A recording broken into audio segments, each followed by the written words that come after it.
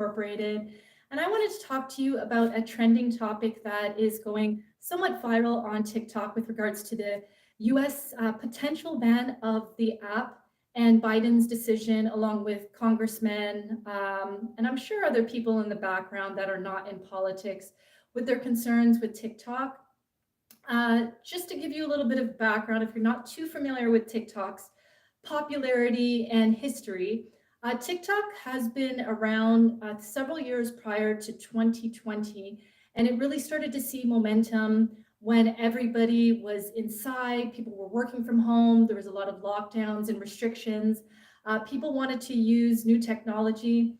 So a lot of the people that thought TikTok was an app specifically for teenagers started to realize that it started attracting a lot of creative people like dancers and fashion creators, social influencers, etc.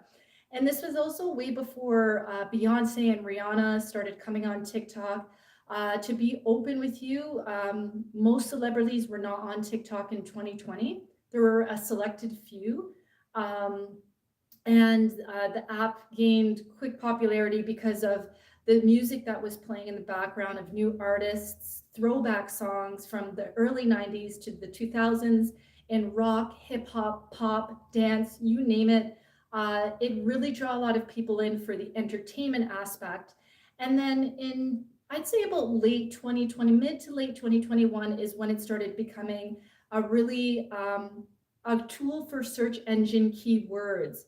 For example, there were times in 2021 that TikTok actually surpassed Google's popularity in being a search engine.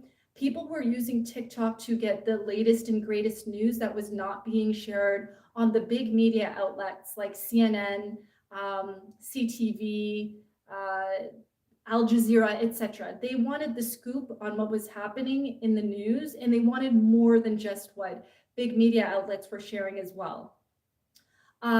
TikTok also had some political, geographical issues. There were a lot of concerns, and I would probably say 2021, with their data center, meaning all of the information that's stored with all users on the app being stored in China.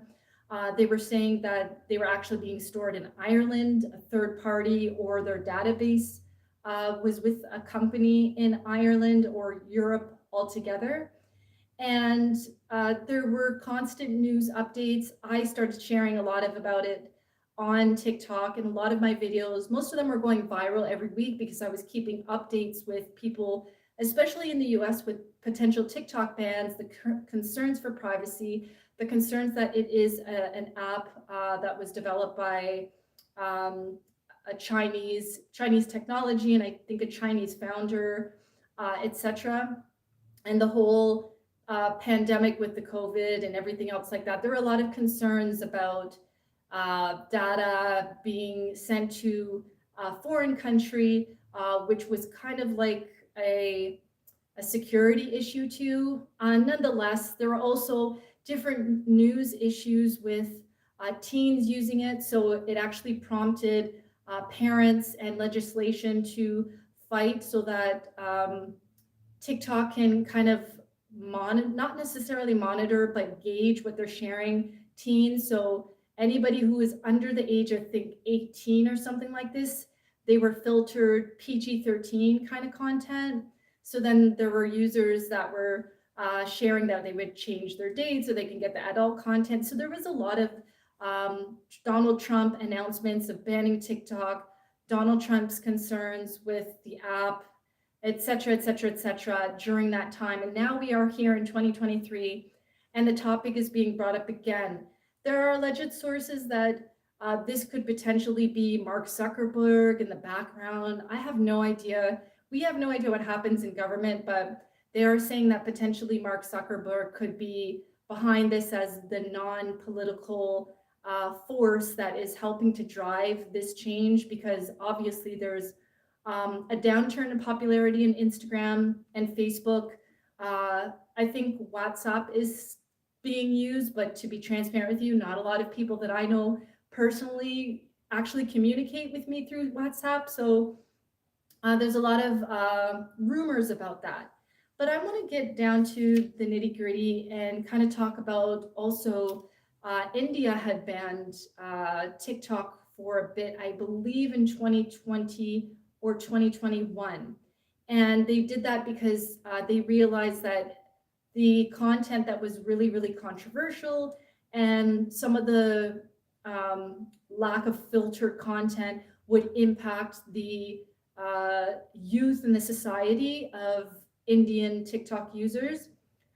So they had banned it, and I believe they reinstated it, but they made sure that whatever was filtered to their users based on geography, that it was filtered to some degree.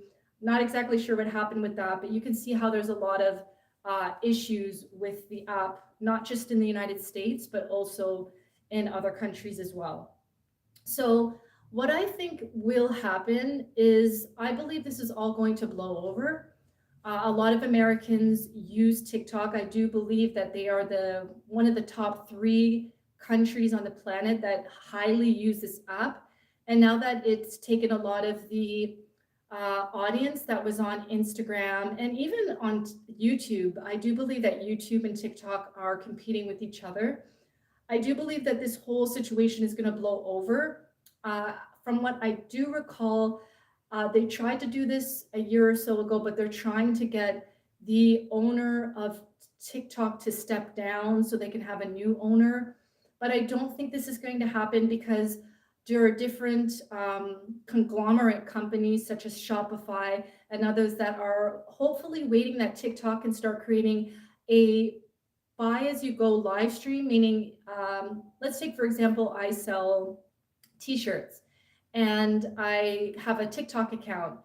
TikTok is hoping that at some point, if you watch a video, let's say a t-shirt video, that you can click on the t-shirt, it can bounce out to either an internal or an external site where you can buy the t-shirt. Or they were also saying at some point about a year ago that they're hoping that when influencers or brands go live on the app, that they can actually have like a product. Let's say this is a product sitting here. While people are checking out the live stream of somebody on TikTok, they can actually click on the product and then it will go to another page where the person can basically buy the product. So there's so many economic advantages that TikTok will be able to offer if they were to be able to stay in the US. And if it does go left and the US decides to ban TikTok, I believe that Canada will probably follow suit, but I don't think that's going to happen. Also, too, from an entertainment standpoint, all of these media companies, I believe, like CNN, etc., they're all owned by BlackRock, from what I have been finding. And they do realize that the celebrity momentum and popularity has decreased too. Now, within the past year, there have been more entertainers like celebrities, models, singers, like I said, Beyonce, Rihanna, Mariah Carey, they're all on TikTok now. They all kind of, well, Mariah Carey was one of the few entertainers that was on TikTok way before everybody started coming on. Now you see like Sierra, Kelly Rowland, you see politicians that are going for mayor positions and things like this on TikTok. So it's really become an app that a lot of media outlets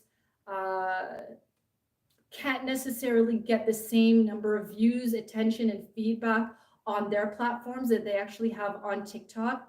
And I've been noticing CTV Toronto, CTV Vancouver, I see different news outlets on TikTok sharing clips, 15-second, 60-second news on the app. So if BlackRock or whatever major group of people or one person owns all of North American media outlets and they're using TikTok to market stories and things like that that are happening because they know that people aren't watching TV as much. Me personally, if I want to know what the news is, I'm going to be transparent with you. I click on TikTok because TikTok is not just going to share the news that I see on local news or you see on your local news stations, but they're going to have people who are actually at the place that XYZ happening filming that they do not share with news outlets. And that's the other thing too, is that this app has become so powerful. It started off being an app for teenagers, then it seemed like it was like a dancer slash singer slash fashion app. And now it's literally become an educational opportunity for a lot of different Bill Nye the Science Guy is on TikTok. And I believe that I saw something about him on LinkedIn, and it was saying that he is taking education to the next level. There are a lot of people that grew up watching Bill Nye the Science Guy on PBS, if you, my fellow Canadians here, and they watched him as a child doing science in a fun, entertaining, and exciting way. Now he's on TikTok, pretty much doing the same thing, and he has a really great following. Children actually want to learn science because creators like Bill Nye the Science Guy are on this app. And when I look at the comments about, any kind of news outlet or creator that's talking about this potential USA TikTok ban uh, with the Biden administration, a lot of the comments are saying that uh, the TikTok is their source of news, as they just mentioned. They get the real TV, they get the real info on TikTok, and not to reference the real TV with Adrienne Houghton and Jeannie Mai and et cetera, et cetera, but they get the real, unfiltered opinions about things that are happening real time. I'll just give you an example. When Rihanna did her Super Bowl performance, the first thing I did was I'm checking TikTok. I checked YouTube because I was hoping that the Oscars would be live streaming it, and I do believe they did.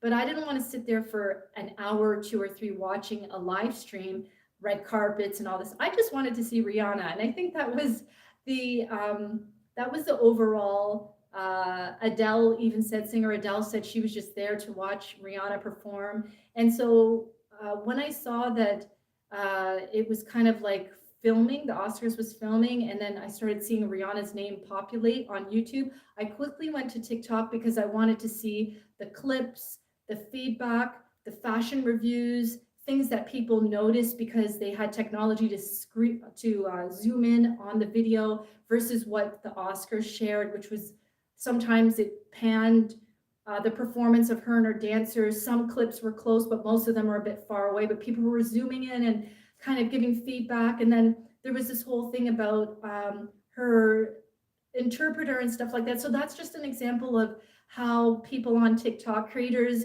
news, media as well, use the app to share real time and live things that are happening in the moment. And all the quote unquote, this is from Wendy Williams. I used to be a big Wendy Williams fan. The tea is on TikTok. So um, other things that I can say is that TikTok's going to be around here for a very long time. I do understand its concerns. I'm not going to say which family member, but I was speaking to a family member the other day, and I asked him, why don't you get on TikTok and promote some of your products and services? And his concern was, we don't know where that data is being stored. We don't know if it's being stored by a foreign country and what they're going to do with that data. Now they have billions of people across the globe on it. Now they have your image. And so there's a lot of concerns with security. And there's a lot of concerns from a parenting perspective still to this day that teenagers and young children that are not of legal age are on the app changing their date of birth just so they can get access to what everyone else has access to. And at the same time, I do understand Biden administration's concern with this app. I've also seen clips of how people believe that the TikTok that they have here versus, I think, I forgot the name, but I believe there is also a TikTok similar or an actual TikTok in China. I'm not sure if it's called TikTok, but I forgot the name of it. But their quote unquote TikTok is more educational. And people are catching wind of this, that there's a very similar app that's being used in Asia. And instead of sharing the kind of like people doing pranks and things, this non-educational content in other countries, they have similar technologies, and children are learning about science and advanced mathematics on the app versus what they're sharing here. in North America. So I also understand how parents can be concerned. Although I don't think the app is going anywhere, it has a lot of content from the world news to conspiracy theories to people are spinning their take on the local news and people are speaking about things in the ground. I'll give you another example.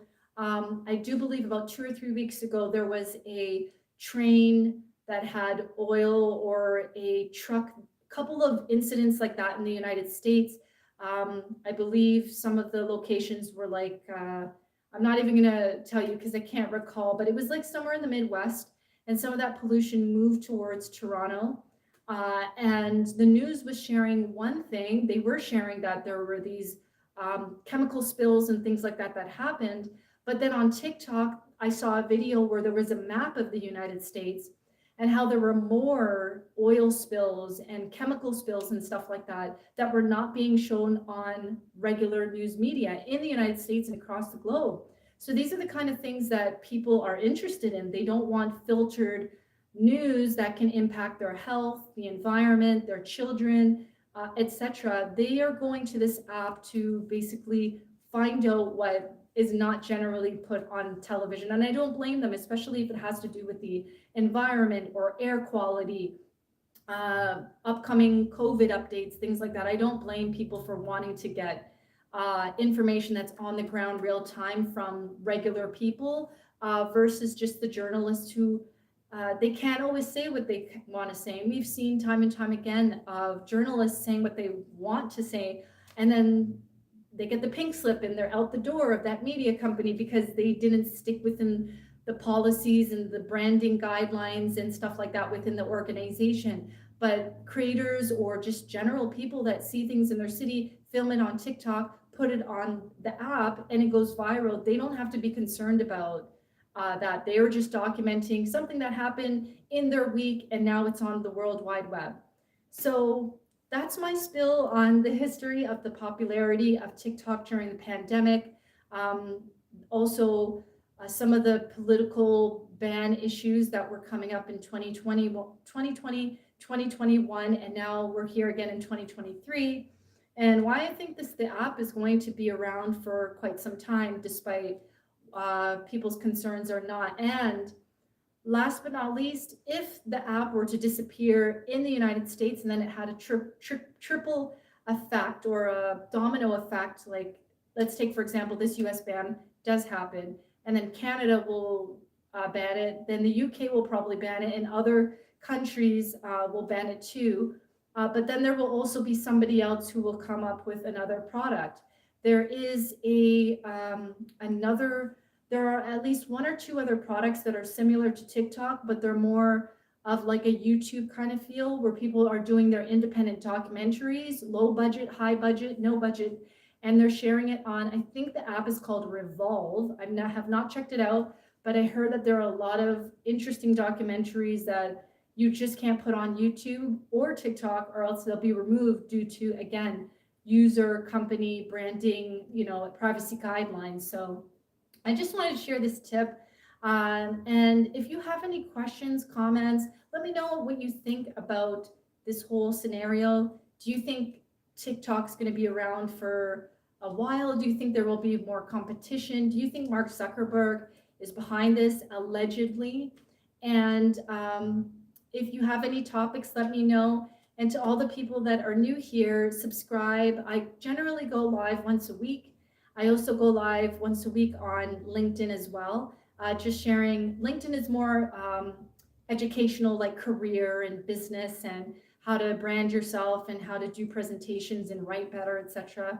But here on YouTube, I generally like to focus on trending pop culture news that is going viral on other apps and having more of an opinion about what I think could happen, what could have been done better, etc. Thanks so much for subscribing, watching. Appreciate your comments, all of you, especially on my YouTube Shorts videos. And I hope you stay safe. Take care. Bye.